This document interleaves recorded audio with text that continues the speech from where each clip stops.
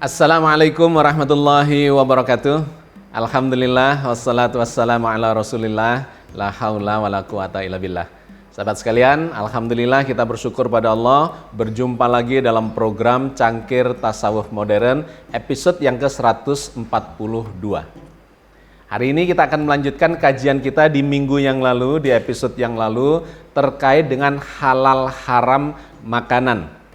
Kita sudah membahas banyak dan sangat clear sesungguhnya pada episode yang lalu, tetapi kemudian masih memunculkan pertanyaan. Jenis-jenis binatang yang tidak disebutkan di dalam Al-Quran tetapi disebutkan dalam sejumlah hadis itu diantaranya adalah anjing, kelelawar, kemudian ada kucing, buaya, laba-laba, kalajengking, cacing, ulat dan sebagainya. Ya, banyak sekali. Kalau kita mau sebut itu sebanyak binatang yang ada di muka bumi ini yang tidak disebutkan oleh Al-Qur'an.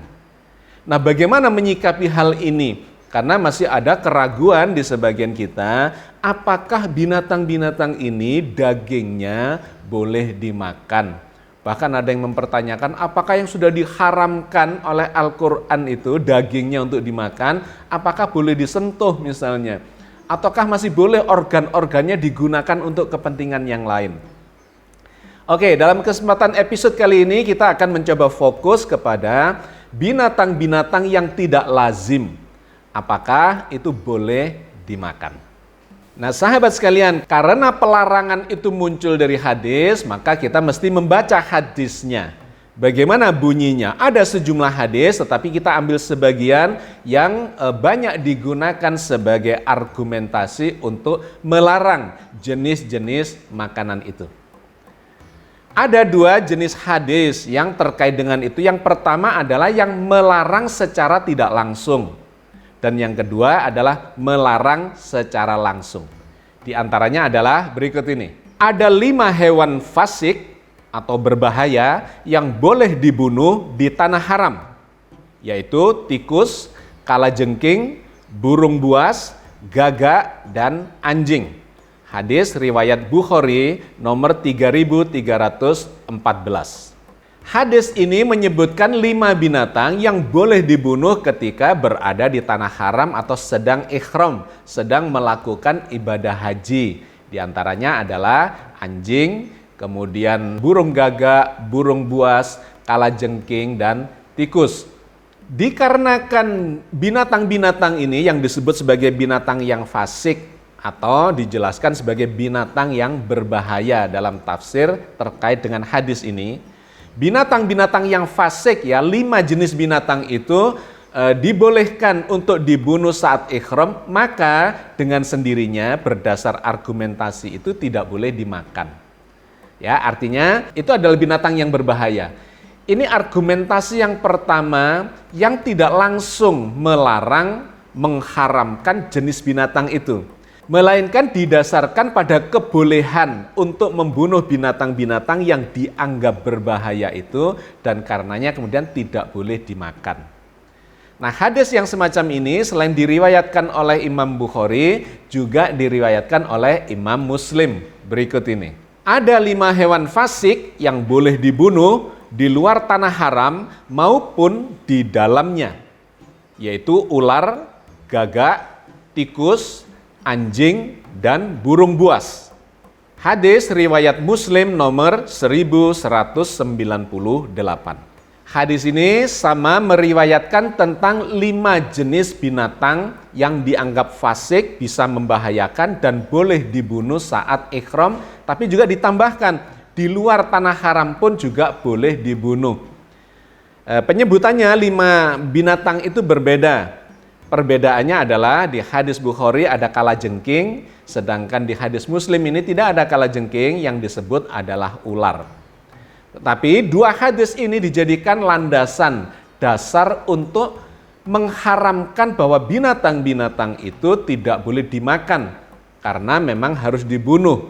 Di situ ada indikasi menurut analisa atau tafsir hadisnya yang membahayakan sehingga tidak boleh dimakan. Jadi sebuah pelarangan pengharaman yang tidak langsung. Tetapi yang menarik terkait dengan hadis yang melarang tidak langsung ini, ada hadis lain yang terkesan sebaliknya. Kalau tadi dilarang memakan, ya, diharamkan memakan dikarenakan itu harus dibunuh atau boleh dibunuh. Ini ada hadis lain yang melarang, mengharamkan untuk dimakan karena justru tidak boleh membunuh. Nah, ini muncul di hadis yang berbeda berikut ini. Ada seorang tabib menanyakan kepada Nabi Shallallahu Alaihi Wasallam mengenai kata, apakah boleh dijadikan obat? Kemudian Nabi Shallallahu Alaihi Wasallam melarang untuk membunuh kata.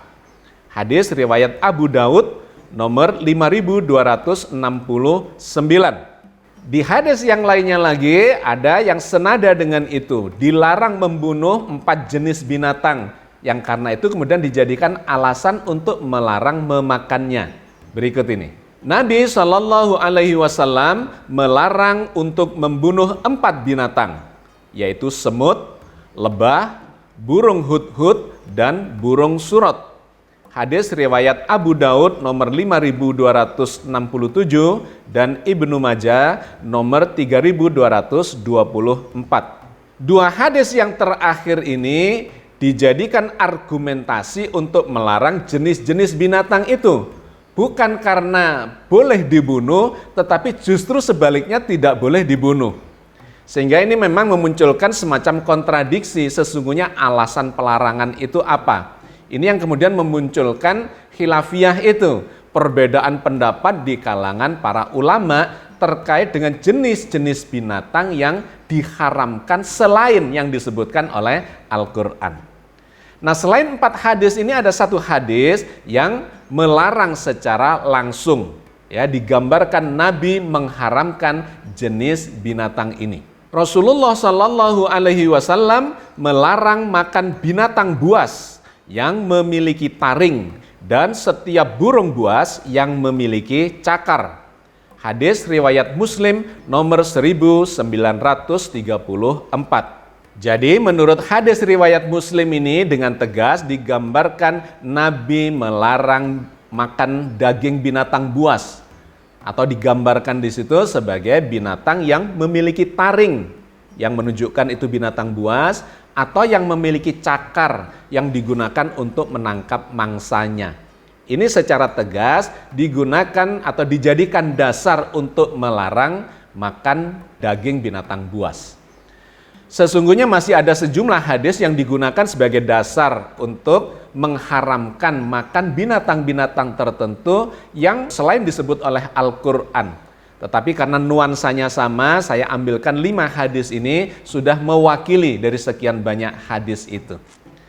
Nah, sahabat sekalian, faktanya binatang-binatang yang diharamkan untuk dimakan berdasar pada hadis itu ternyata memunculkan ikhtilaf, memunculkan masalah-masalah yang khilafiyah, berbeda pendapat. Antar mazhab pun kemudian berbeda pendapat. Misalnya yang sudah kita kaji atau sudah kita singgung ya di episode yang lalu terkait dengan daging anjing misalnya. Itu antar mazhab bisa berbeda. Di mazhabnya Imam Syafi'i misalnya diharamkan anjing itu, tetapi di mazhabnya Imam Maliki itu dimakruhkan. Dibolehkan tetapi dengan catatan yang cenderung sebaiknya jangan. Tetapi bahwa itu ada perbedaan. Kenapa? Karena mengacu kepada hadis-hadis yang berbeda. Nah, yang menarik terkait dengan binatang buas ini, ada kasus yang baru-baru ini muncul di mana awalnya binatang buas itu diharamkan, tetapi kemudian dibolehkan oleh lembaga lajnah di Arab Saudi, yaitu buaya. Menarik, kasus tentang buaya ini kita angkat ya sebagai bagian dari binatang yang tidak lazim dimakan, tetapi kemudian awalnya dilarang dan kemudian dibolehkan. Kenapa argumentasinya atau bagaimana argumentasinya? Sahabat sekalian, buaya itu adalah binatang yang bertaring, sehingga menggambarkan bahwa dia golongan binatang buas, yang kemudian menurut hadis tadi itu dilarang untuk dikonsumsi. Yang kedua, buaya ini dikelompokkan sebagai binatang 2 alam. Dikarenakan selain hidup di daratan, dia juga bisa hidup di air. Tetapi kemudian dilakukanlah kajian oleh lembaga lajnah Saudi Arabia itu, dan kemudian diberikan argumentasi untuk membolehkan buaya itu dimakan. Alasan yang dikemukakan adalah ternyata buaya ini bukan binatang dua alam, meskipun banyak hidup di air. Dia diklasifikasikan sebagai binatang yang hidup di daratan tetapi suka di air. Sehingga kemudian dibolehkan oleh lembaga lajnah Arab Saudi itu. Tetapi kemudian muncul pertanyaan, bukankah selain dikelompokkan sebagai binatang dua alam, buaya ini juga dikelompokkan sebagai binatang buas yang memiliki taring? Sehingga menjadi memunculkan pertanyaan dan kontroversi kenapa buaya itu lantas dibolehkan oleh lembaga lajnah Arab Saudi. Nah, kita baca fatwa dari lajnah di Arab Saudi itu. Adapun makan daging buaya, pendapat pertama mengatakan halal dimakan seperti ikan karena keumuman ayat dan hadis tentang hewan laut. Pendapat yang kedua, haram dimakan karena termasuk hewan buas yang memiliki taring. Pendapat terkuat adalah pendapat yang pertama, yaitu halal. Fatwa Al-Lajnah nomor 22/319. Jadi sahabat sekalian, kalau kita baca fatwa ini, maka kita mendapatkan suasana yang ambigu, yang membingungkan, yang tidak tuntas dan tegas. Dikarenakan di sana dikabarkan atau diinformasikan dua hal. Ada dua pendapat. Yang pertama adalah yang membolehkan, yang menghalalkan, dikarenakan ini masuk binatang air yang bersifat umum kebolehannya, kehalalannya. Yang kedua adalah pendapat yang mengatakan buaya itu adalah binatang buas yang memiliki taring, yang sudah diharamkan menurut hadis yang lain, bahwa binatang yang bertaring itu diharamkan. Tetapi penutup dari fatwa itu mengatakan pendapat yang paling banyak adalah pendapat yang pertama, yang menghalalkannya, tanpa memberikan argumentasi yang tegas, yang jelas. Jadi inilah sahabat sekalian sebuah contoh kasus.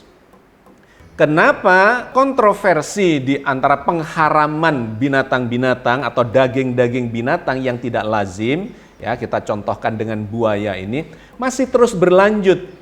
Dikarenakan memang keputusan, ya kesimpulan dari tafsir hadis yang melarang itu memang selalu ambigu.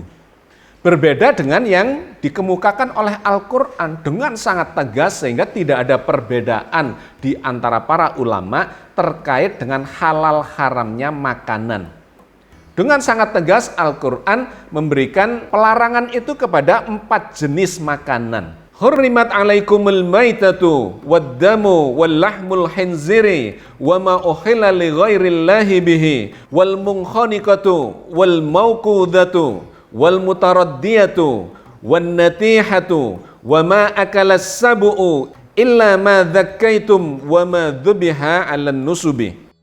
Diharamkan bagimu memakan bangkai, darah, daging babi, daging hewan yang disembelih atas nama selain Allah, yang tercekik, yang terpukul, yang jatuh, yang ditanduk, dan diterkam binatang buas, kecuali yang sempat kamu menyembelihnya. Dan diharamkan bagimu yang disembelih untuk berhala. Dengan sangat tegas dan lugas ayat ini mengabarkan, memberikan informasi kepada kita bahwa Allah mengharamkan 4 jenis makanan itu. Yang pertama adalah bangkai, yang kedua darah, yang ketiga adalah daging babi, dan yang keempat adalah yang disembelih tidak dengan menyebut nama Allah. Kemudian ada penjelasannya, itu bisa karena diterkam binatang buas, ditanduk, ya, dipukul, jatuh dan sebagainya. Tetapi poin pentingnya adalah ada 4 jenis makanan yang diharamkan secara tegas. Nah, argumentasinya itu disampaikan di ayat yang berbeda. Kenapa ini kok dilarang? Seperti yang Allah sebutkan dalam surat Al-An'am ayat 145. Qul la ajidu fima ukhiya ilayya muharraman ala ta'imi yata'amuhu illa ayyakuna maitatan au damam masfuhan au lahma khinzirin fa innahu rijsun au fisqan ukhilla li ghairillahi bih faman iturra ghaira baghi wala adin fa inna rabbaka ghafurur rahim. Katakanlah, tiadalah aku peroleh di dalam wahyu yang diwahyukan kepadaku sesuatu yang diharamkan bagi orang yang hendak memakannya, kecuali kalau makanan itu bangkai atau darah yang mengalir atau daging babi, karena sesungguhnya semua itu kotor, atau binatang yang disembelih atas nama selain Allah. Barang siapa yang dalam keadaan terpaksa, sedang dia tidak menginginkannya dan tidak pula melampaui batas, maka sesungguhnya Tuhanmu Maha Pengampun lagi Maha Penyayang. Jadi ayat ini dengan tegas mengulangi kembali jenis-jenis makanan yang dilarang untuk dikonsumsi itu, yaitu bangkai, darah, kemudian daging babi. Dan kemudian diberi argumentasinya di situ, fa innahu rijsun, karena semua itu adalah kotor. Jadi Al-Qur'an itu memberikan sebuah perintah dan larangan, itu ada argumentasinya. Dengan sangat jelas digambarkan di sini bahwa bangkai itu kotor. Ya memang kalau sudah menjadi bangkai binatang itu, maka dia sudah membusuk. Ada bakteri-bakteri, kuman-kuman dan seterusnya yang bisa membahayakan bagi kesehatan. Satu, karena itu dilarang. Yang kedua, darah. Kenapa darah dilarang? Ya karena darah itu adalah sistem transportasi di dalam tubuh manusia, yang di dalam darah itu ada segala macam zat. Ya, ada racun-racunnya di situ, sampah-sampah metabolisme ya di situ. Kemudian ada bahan-bahan yang segala macam yang bisa bikin alergi dan segala macam yang mengganggu kesehatan kita, itu adanya di dalam darah. Ada kolesterol, ada asam urat, ya purin, ada apa saja, itu ada di darah semua. Karena itu kata Al-Qur'an, darah itu kotor. Dilarang untuk dimakan karena akan memunculkan efek yang tidak menyehatkan buat diri kita sendiri. Dua. Yang ketiga adalah babi. Babi itu juga dimasukkan dalam klarifikasi yang kotor. Karena kalau kita lihat hidupnya babi itu memang kotor. Kalau Anda datang ke peternakan, saya pernah satu ketika datang ke peternakan babi. Saya melihat sendiri babi itu makan kotorannya sendiri. Jadi kotorannya sendiri itu dimakan. Dia minum kencing ya, air kencingnya sendiri. Saya lempar dengan batu bata dimakan. Ya, jadi dia ini adalah binatang yang kotor dan perilakunya juga kotor. Di peternakan babi itu ya, babi itu karena tempat pembiakan yang sangat bagus buat berbagai macam kuman, penyakit, bakteri dan seterusnya, maka babi itu pasti disuntik dengan antibiotik untuk mengatasi itu. Tetapi karena kadarnya sangat tinggi seringkali, maka kita makan daging babi itu bisa sama dengan mengkonsumsi antibiotik. Dan kalau itu terus-menerus bisa membahayakan kesehatan kita sendiri. Daging babi itu juga kotor, dikarenakan apa? Ini menarik. Babi itu bukan binatang yang didesain, diciptakan Allah untuk disembelih. Ya, di dalam Islam, binatang ternak yang mau dikonsumsi itu harus disembelih. Untuk apa? Dikeluarkan darahnya. Karena darah itu adalah zat yang kotor. Dikeluarkan darahnya itu fungsi dari penyembelihan. Tetapi babi itu sulit untuk disembelih. Kenapa? Lehernya sangat besar. Dicari itu urat nadinya di lehernya itu susah, nggak ketemu. Karena itu cara membunuh babi ya, untuk kemudian dikonsumsi itu bukan dengan cara menyembelih, melainkan dengan cara menusuk jantungnya supaya mati, atau dikepruk kepalanya supaya otaknya bisa diambil, dan segala macam yang itu sesungguhnya menyiksa binatang itu. Nah, itu tidak diizinkan di dalam Islam. Penyembelihan harus dilakukan dengan pisau yang tajam, fungsinya supaya tidak kesakitan, dan yang kedua dia mengeluarkan zat yang kotor yaitu darahnya. Nah, babi itu di dalam darahnya mengandung banyak sekali yang macam-macam zat sampah. Di antaranya tingkat purinnya ya, asam uratnya itu tinggi sekali. Jadi babi ini memang diklasifikasikan sebagai binatang yang kotor. Bahkan perilakunya itu juga kotor. Kalau Anda melihat ya, coba dibaca aja, nggak usah mengamati di peternakan. Perilaku seksualitas babi itu berbeda dengan binatang ternak pada umumnya.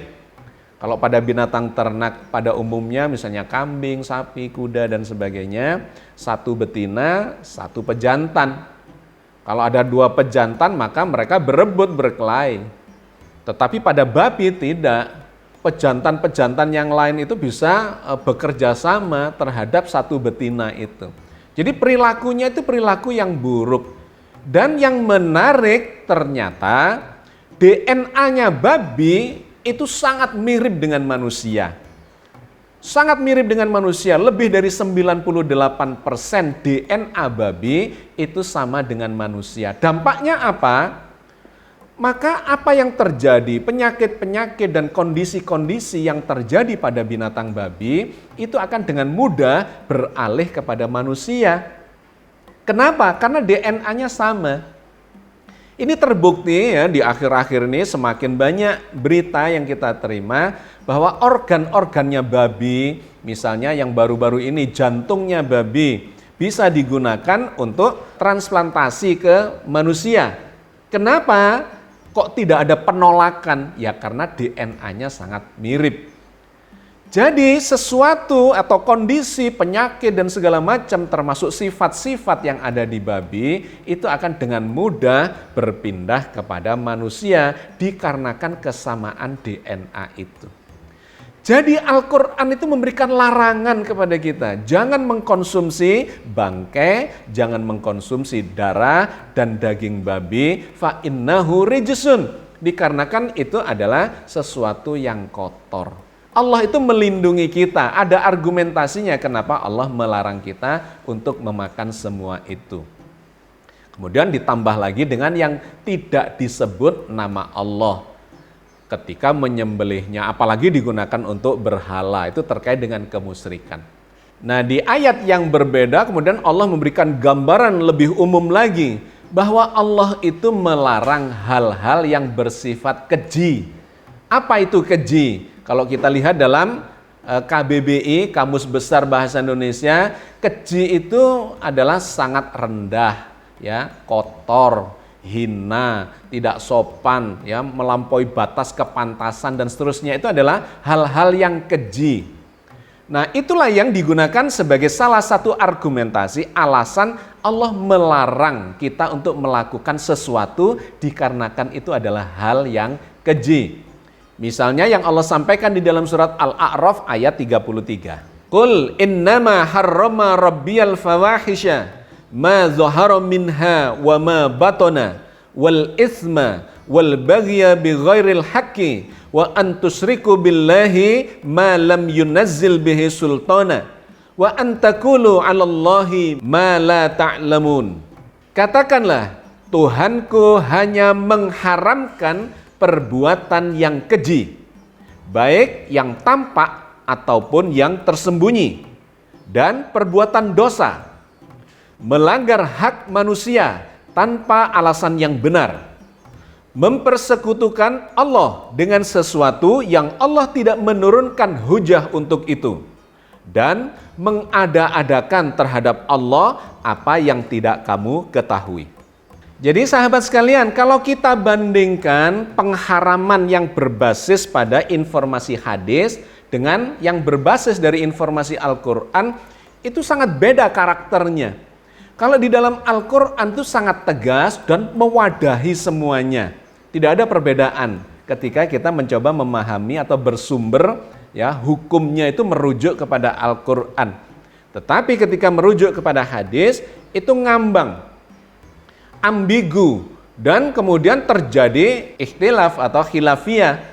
Ada ulama yang membolehkan, ada yang tidak membolehkan, ada mazhab yang membolehkan, ada mazhab yang mengharamkan, dan seterusnya.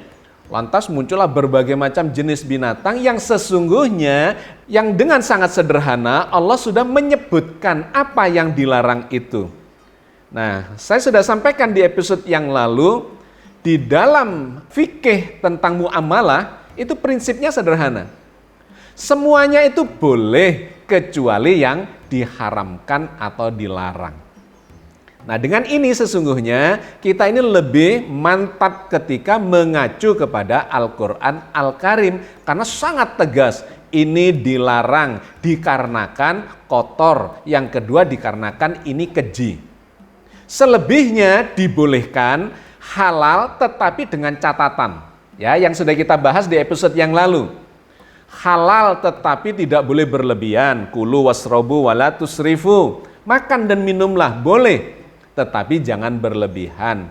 Di ayat yang lainnya lagi dikatakan jangan melampaui batas.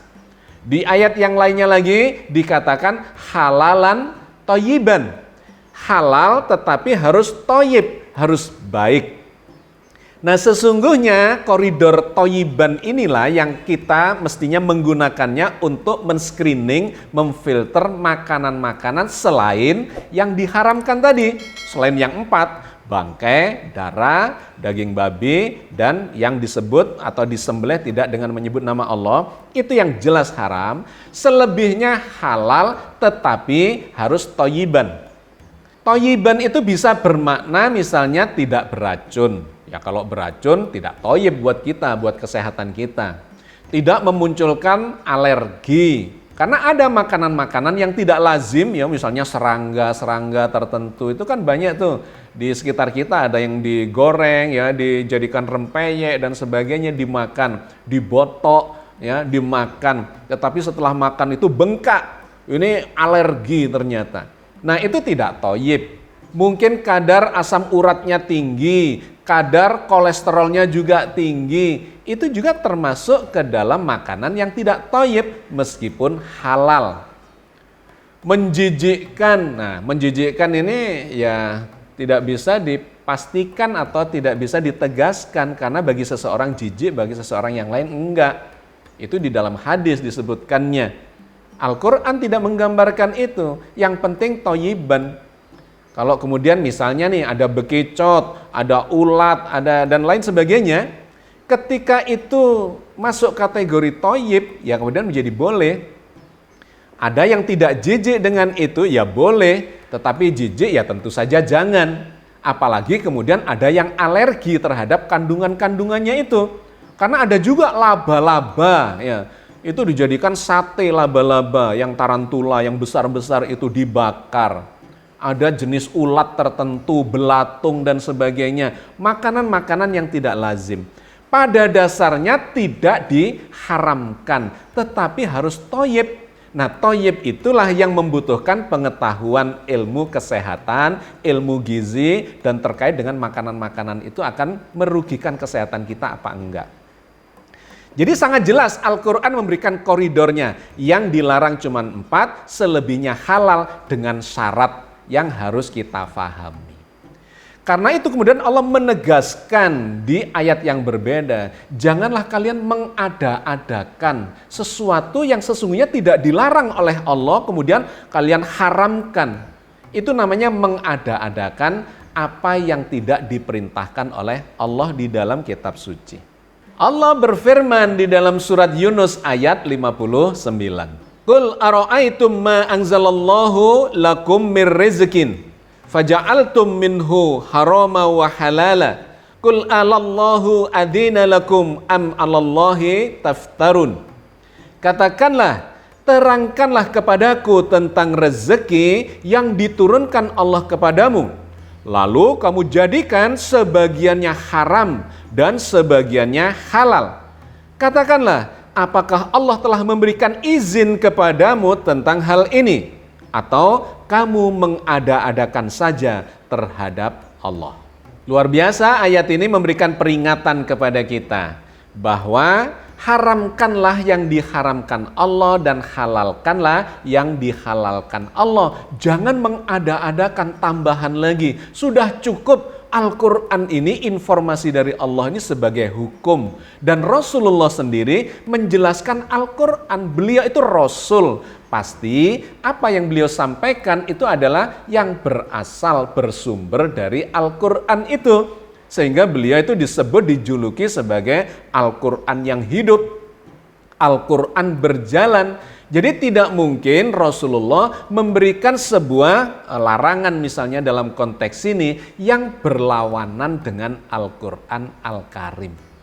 Nah, kalau kita lihat hadis-hadis yang muncul itu menambahkan itu berlawanan dengan Al-Quran yang mengatakan, dan tidak aku temui di dalam wahyu yang diwahyukan kepadaku kecuali gitu ya, hal-hal yang diharamkan itu disebutkan 4 hal yang sudah kita bahas itu.